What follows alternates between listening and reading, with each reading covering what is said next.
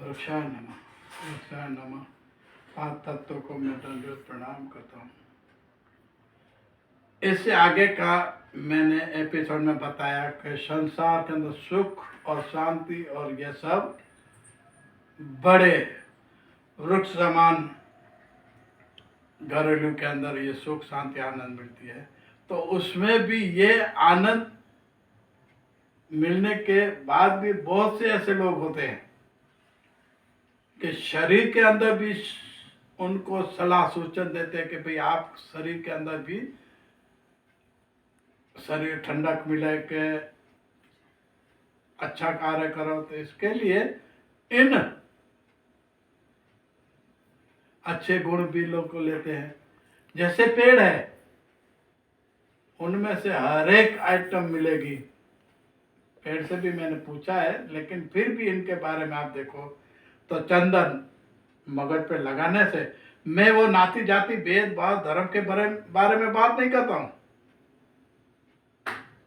मैं सिर्फ ये बताना चाहता हूँ कितना लाभ है, कितना इनमें खुशियां मिलती है। ये बताने के लिए मैंने पेड़ को भी पूछा, तो पेड़ ने ऐसे बोला हाँ चंदन होता है और ठंडक होता है, चंदन की खुशबू का भी।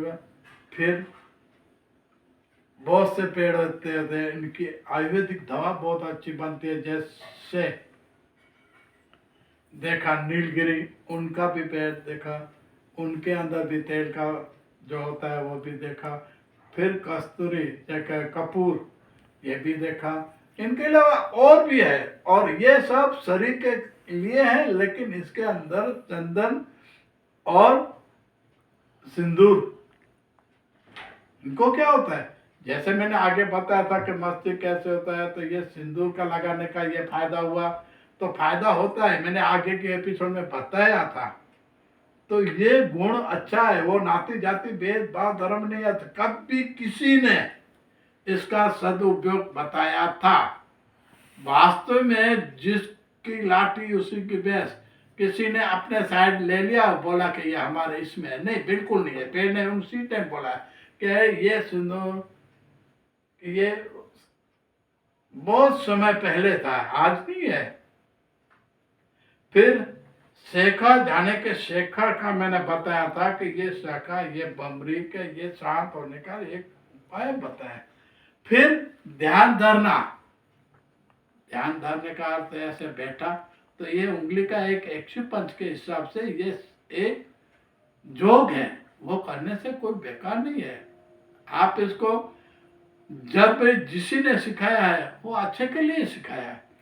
फिर जोग है, फिर ध्यान धरना, फिर आंखों को शांति से रखना, सुनना, ये सब ईश्वरी शक्ति है। आप मानो कि नहीं मानो, आप भर नींद में सोए हैं और कुछ नींद आने के बाद आपके बाजू में कौन किसी तरह बात कर रहा है, क्या कर रहा है, बहुत बार बोलते हैं नहीं कि भाई ये बजाने से भी उठता नहीं है।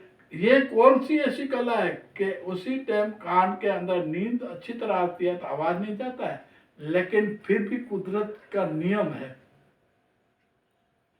ये कौन सा चमत्कार है। तो सपने में भी ये देखा, तो सपने का अर्थ यही हुआ आपको फ्री में प्लेन में जहाज में घूमना, ये ट्रेन, बहुत मनोरंजन। और आप याद भी नहीं रख सकते, आप बोलते हैं हमारे पास मगज है, हम होशियार है। तो आपका मिला हुआ बहुत से ऐसे सपने होते हैं, आप नहीं बता सकते। क्यों नहीं बता सकते? क्योंकि ईश्वरी शक्ति है ये। मैंने शक्ति के बारे में ही बताया था, ये ईश्वरी शक्ति का आप देखोगे सपना, लेकिन बहुत सी बातें आप याद नहीं करोगे। क्यों नहीं करते? क्योंकि आपके मगज के अंदर जैसी शक्तियां है, जैसे सुनने से, आंखों से, सपनों से, इसी तरह दिल और दिमाग पे सब होता है। लेकिन फिर भी ये शक्तियां हैं, ईश्वर ने जो जो शक्ति दी है वो अपरंपार शक्ति है। उनको किस मूल से अपन इनका एहसान नहीं चुका सकते। जो खाना खाना होता है, भूख होता है, वो भी सपने में अच्छी तरह दिखाता है। भी तेरे को भूख है तो अच्छा अच्छा खाता है, हा? तो ये भूख का भी बताया। नींद के अंदर आप चलना पीना खाना सब बता रहे हैं, लेकिन ये बताने के बाद भी क्या है, वो शरीर आपको बता रहा है आप सोए हैं, लेकिन आपको सपने में ये सब बता रहा है कि ये आपको जरूरत है। कान से सुना नहीं जाता लेकिन फिर भी कान चालू है।